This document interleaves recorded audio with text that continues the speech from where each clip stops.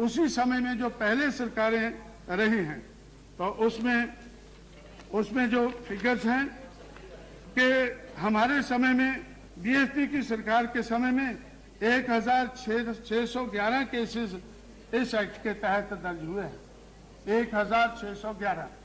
लेकिन उससे पहले जो सेंटर का रूल था तो सेंटर के रूल में इसी समय में 1737 दर्ज हुए हैं।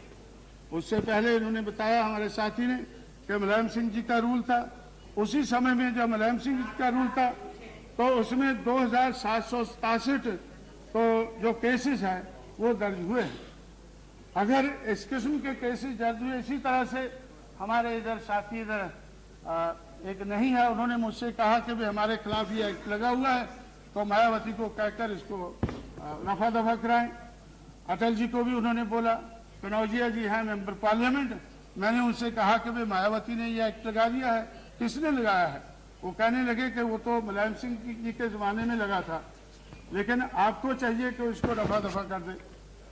इसलिए मैं समझता हूं कि जो ये एक्ट का मिसयूज होता है तो मिसयूज रोकना तो ठीक बात हो सकती है, लेकिन एक्ट को खत्म करना अगर ठीक बात है तो इस सदन में ये बात उठनी चाहिए और इस सदन में ये एक्ट को रद्द करना चाहिए। लेकिन ये एक्ट सिर्फ उत्तर प्रदेश के लिए नहीं है, ये तो देश भर में जो एट्रोसिटीज होती हैं, शेड्यूल कास्ट शेड्यूल ट्राइब के ऊपर एट्रोसिटीज होती हैं, क्या उनको रोकना चाहिए या नहीं रोकना चाहिए? हर कोई कहता है रोकना चाहिए, लेकिन जब रोकने की बात आती है, रोकने की कोशिश होती है तो लोग विरोध करते हैं, तो उसका विरोध होता है। तो इसलिए मैं समझता हूं कि इस सदन में ऐसी ही बातें, ऐसा ही हमें एक्ट बनाने चाहिए, ऐसे ही कानून पास करने चाहिए जिनको हम लागू कर सकें। जिन कानूनों को हम लागू नहीं कर सकते तो ऐसे कानून हमें पास नहीं करने चाहिए। इसीलिए मैं समझता हूं कि डेमोक्रेसी के बारे में बहुत कुछ कहा जाता है कि इस देश में डेमोक्रेसी बहुत बड़ी है, बहुत बड़े अरसे से चल रही है, लेकिन मैं समझता हूं कि इस देश में कोई डेमोक्रेसी नहीं है। इट इज इस खेल चल रहा है इस देश में जिसमें अमीरों के नोटों से गरीबों के वोटों के साथ खिलवाड़ होता है। अमीरों के नोटों से गरीबों के नोटों के साथ खिलवाड़ होता है और मैं समझता हूं कि इसको अमीरों के नोटों से गरीबों के वोटों के साथ खिलवाड़ होता है, जिसको डेमोक्रेसी कहते हैं। इसी तरह से हमारे जो चीफ इलेक्शन कमिश्नर हैं तो मिस्टर सेशन, तो उन्होंने एक किताब लिखी है, उसमें उन्होंने खुद कहा है कि इस देश में डेमोक्रेसी नहीं है। उन्होंने एक मिस्टर सेशन ने तो उस किताब में ये लिखा है, ए heart full of burden, heart full of burden किताब लिखी है और उन्होंने इस किताब में लिखा है कि इट इज जो डेमोक्रेटिक कल्चर है इंडिया में, it is in an advanced stage of decay. ये डेमोक्रेसी जो है it is an advance stage of decay, ऐसा चीफ इलेक्शन कमिश्नर को कहना पड़ा है।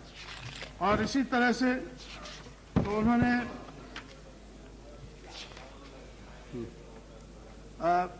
और 1951-52 में तो जब इस देश में डेमोक्रेटिक प्रोसेस चलने वाला था तो बाबा साहब अम्बेडकर ने उसी वक्त कहा था कि भाई ये जो अगर अमीर के पैसों से अगर चुनाव लड़ा जाएगा तो फिर अमीरों की ही बात इस देश में चलेगी, पैसे वालों की ही बात चलेगी। और वही हम देख रहे हैं कि मनी माफिया और मीडिया का रोल बहुत बड़ा है।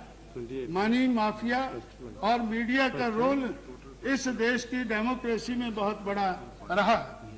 तो बाबा साहब ने उस वक्त, क्योंकि लोग महाभारत और रामायण के बारे में ज्यादा जानते हैं, इसलिए उन्होंने कहा था कि I would like to refer to the Mahabharata during the battle between the Pandavas and the Kauravas, Bhishma and Drona, were on the side of Kauravas.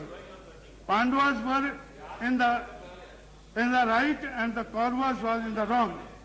Bhishma admitted this. When someone asked Bhishma as to why he was supporting the Kauravas if he found the Pandavas to be in the wrong and the right, Bhishma replied in that memorable sentence, I must be loyal to the salt. Bhishma ने कहा, I must be loyal to the salt. If I eat the food of Kauravas, I must take their side, even if they might be in the wrong.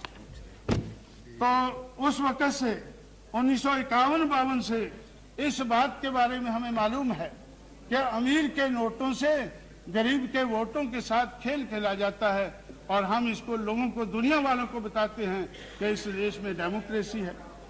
इसलिए तो reform की, electoral reform की बात बहुत चली है। मैंने नोट किया है कि इलेक्टोरल रिफॉर्म के बारे में अब तो एक मिनट खत्म कर दें, अभी तो आखिरी में बात कह के बैठ जाऊंगा। ये भी इस बात का एहसास है। तो इलेक्टोरल रिफॉर्म के बारे में 36 मिनट तो आपने लिया। हम लोगों ने 1972 से ये काम शुरू किया है। 1990 तक तो बहुत कमेटियां उठाई गई हैं। 1972 में राव कमेटी बिठाई गई, उसके बाद 1974 में तारकुंडे कमेटी बिठाई गई, उसके बाद में कैबिनेट कमेटियां बहुत सी बैठी 1982 में, और उसके बाद आज तक 14 चीफ इलेक्शन कमिश्नर हमारे देश में हुए हैं। हर इलेक्शन कमिश्नर ने इलेक्टोरल रिफॉर्म के बारे में अपनी रिपोर्ट दी है कि ये होना चाहिए, लेकिन आज तक जो रिफॉर्म की बात हमने कही है वो आज तक हम कर नहीं पाए हैं, क्योंकि हम करना नहीं चाहते हैं। हम ये करना नहीं चाहते हैं। पिछले 50 साल में इलेक्टोरल रिफॉर्म की बात तो बहुत कही गई है, लेकिन हम करना नहीं चाहते हैं, इसलिए हम कर नहीं पाए हैं। तो इसलिए मैं समझता हूं कि अगर सही मायने में पॉलिटिकल डेमोक्रेसी को रिस्टोर करना है तो हमें ये रिफॉर्म करने होंगे, और political democracy without social and economic democracy ये भी इस देश में आज तक कामयाब नहीं हुई है, आने वाले समय में कामयाब नहीं होगी। इसलिए अगर हम पॉलिटिकल डेमोक्रेसी को कामयाब बनाना चाहते हैं तो हमें सामाजिक और आर्थिक दिशा में जो परिवर्तन चाहिए वो परिवर्तन करने चाहिए। और मैं समझता हूं अगर 50 साल हमने ये नहीं सोचा है तो 50 साल के बाद ये पूरा साल जब हम सोच रहे हैं, सोचने लगे हैं, तो पूरा साल हमें ये सोचना चाहिए कि क्या कमियां रह गई हैं, उन कमियों को दूर करने का हमें एजेंडा बनाना चाहिए। आने वाले समय का एजेंडा हमारा इस किस्म का होना चाहिए।